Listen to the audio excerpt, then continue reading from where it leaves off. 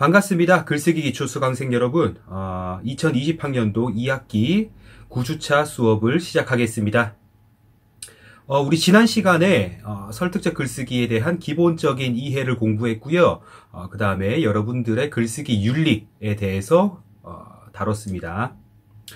오늘은 설득적 글쓰기 실습 첫 번째 시간이네요. 오늘은 주제 선정과 계획하기에 대해서 공부하도록 하겠습니다. 먼저 설득적 글쓰기 대상에 대해서 생각해 볼게요. 설득적 글쓰기 대상은 세상의 문제적 현상을 다룹니다. 우리가 살고 있는 이 세상에는 다양한 문제들이 드러나고 있죠. 비단 뉴스를 통해서 나타나는 문제뿐만 아니라 여러분들이 직접 체감하는 문제들도 있을 겁니다. 설득적 글쓰기에서 가장 먼저 이루어져야 할 것은 바로 이 부분입니다. 문제가 되는 현상에 대해서 떠올려 보는 것인데요. 여러분들 주변에 있는 시사적인 문제를 비롯해서 세상에 존재하는 문제 등에 관심을 가져야 하는 게 선행되어야 합니다. 인문 분야라든가 정치, 경제, 사회, 문화, 국제, 자연, 과학, 기술, 예술 등에 존재하는 문제를 인식하고 문제에 대한 여러분들의 생각을 풍부하게 해야겠죠.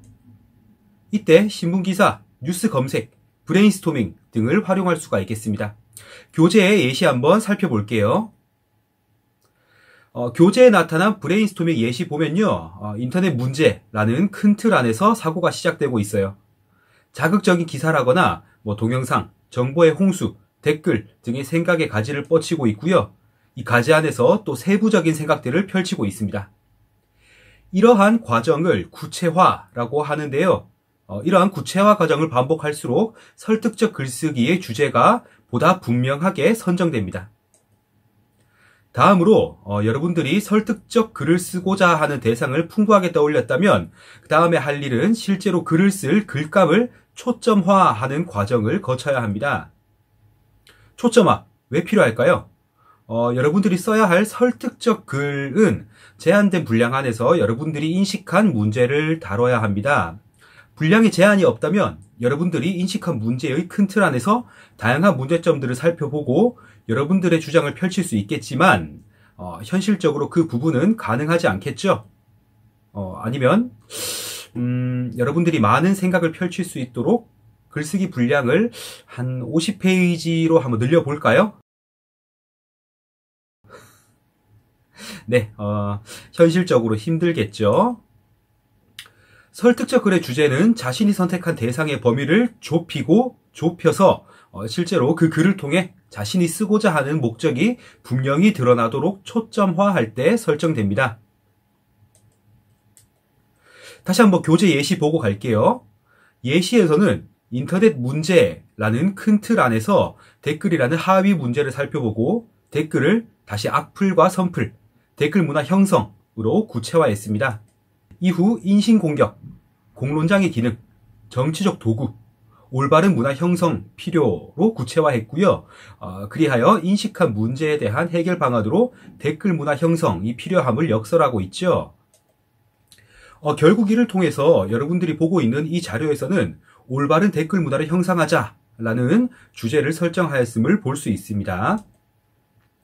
이렇게 주제를 정할 때에는 다음과 같은 사항을 고려해야 됩니다. 첫째, 글쓰기 목적에 맞는 단일 개념으로 명확하고 독창적인 주제를 정해주세요. 이 문제, 저 문제 다루면 글이 중언부언되고 글의 목적이 희미해지겠죠. 둘째, 여러분들의 능력으로 해결할 수 있는 가장 관심 있는 주제를 설정해주세요. 이때 여러분들이 직접 문제를 해결하라는 것이 아니라 여러분들의 사고로 해결 방안을 주장하라는 이야기입니다. 셋째, 독자의 흥미와 관심을 고려한 공감적 주제를 정해주세요.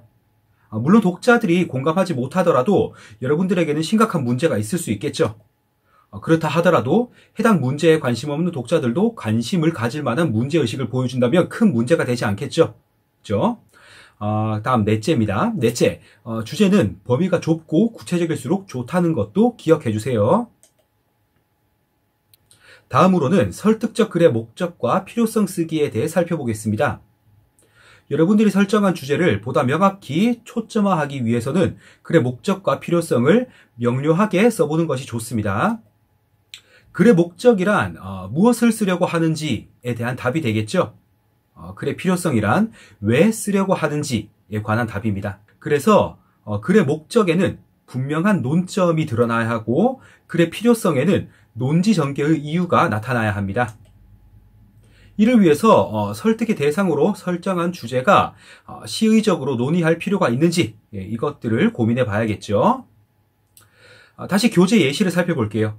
위에서 주제로 초점화한 올바른 댓글 문화를 형성하자 라는 주제를 바탕으로 목적과 필요성을 문장으로 나타내면 다음과 같습니다. 글의 목적은 이 글은 현재 심각한 문제가 되고 있는 인터넷 현상 가운데 무분별한 댓글 사용의 문제를 다각도로 분석하고 이를 해결하기 위해 올바른 댓글 문화를 형성하는 방법을 제시하는 것이 목적이다 라고 밝히고 있습니다. 무엇을 쓰고자 하는지가 잘 드러나 있죠. 댓글 사용 문제 분석, 해결 방안 등을 쓰고자 한다로 정리할 수 있겠습니다. 다음으로는 필요성을 살펴볼까요? 이 글은 청소년들에게 인터넷 공간 역시 타인과 함께 살아가는 사회임을 인식하게 하여 바람직한 의사소통 윤리가 무엇인지 깨닫게 한다는 점에서 논의할 필요가 있다라고 밝히고 있습니다. 사람들의 인식 개선이 필요하기 때문으로 정리할 수 있겠네요. 오늘은 설득적 글을 쓰기에 앞서 대상을 구체화하고 초점화하는 것과 글의 목적 및 필요성에 대해서 살펴보았습니다. 본격적으로 설득적 글쓰기 실습을 시작할 텐데요. 이번 주차의 실습은 다양한 문제를 떠올려보고 주제를 선정한 후 글의 목적과 필요성을 작성하는 것입니다. 실습지 살펴볼게요. 다양한 사회적 현상 가운데 여러분들이 관심을 갖고 있는 문제적 현상을 생각해보고 다양한 문제를 자유롭게 올려본 후에 핵심어로 정리를 해볼게요.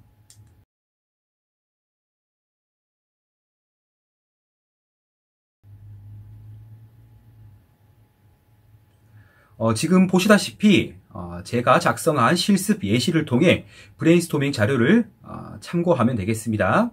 자, 이렇게 자유롭게 떠올렸다면 아래 핵심어로 정리하기를 통해서 여러분들이 인식하는 문제에 대해서 핵심적인 단어로 정리를 해주세요. 제 예시 잘 보이시죠? 핵심어로 정리했다면 다음 실습지로 넘어가 볼게요. 정리한 핵심어 가운데 여러분들이 실제로 쓰려고 하는 것을 한 가지 선택하고 구체화한 후 주제를 선정하겠습니다. 다양한 핵심어들 중에서 하나를 선택하고요. 핵심어의 요소를 구체화해 봅시다. 여러분들이 선정한 핵심어를 구성하고 있는 다양한 요소들. 저는 저작권 침해라는 핵심어를 선정해서 저작권 침해의 문제, 불법 다운로드 및 유포, 저작자의 피해, 저작권 침해 근절 등의 구체화를 진행했습니다. 제 실습 예시와 교재 다시 한번 꼼꼼히 살펴보시고요. 그 후 주제를 선정해 주세요. 주제는 여러분들이 글을 통해 전달하고자 하는 메시지죠. 명확한 문장으로 서술해 주세요. 주제를 설정했다면 글의 필요성과 목적을 서술해야겠죠. 여러분들이 초점화한 문제에 대해서 무엇을 쓰려고 하는지 또 왜 이 글이 필요한지 명확히 밝혀주세요. 네, 9주차 실습은 이 두 페이지로 마무리됩니다. 문제를 떠올리고 그 다음에 초점화하고 주제를 설정한 후에 글의 목적과 필요성 쓰기 실습에 성실히 임해 주시고요. 실습 예시 LMS에 업로드 해 놓도록 하겠습니다. 네, 어느덧 학기가 반 이상이 지나가고 있습니다. 우리가 애초 설정한 두 갈래의 글쓰기 중 벌써 두 번째 글쓰기를 하고 있네요. 우리 모두 힘든 시기를 지나고 있습니다. 그렇지만 이러한 상황에서 저도 여러분들도 맡은 바 최선을 다하는 하루를 보내도록 그렇게 좀 다짐을 해볼게요. 자, 그럼 우리 다음 수업에서 만나도록 하겠습니다. 네, 수강생 여러분들 고생하셨습니다.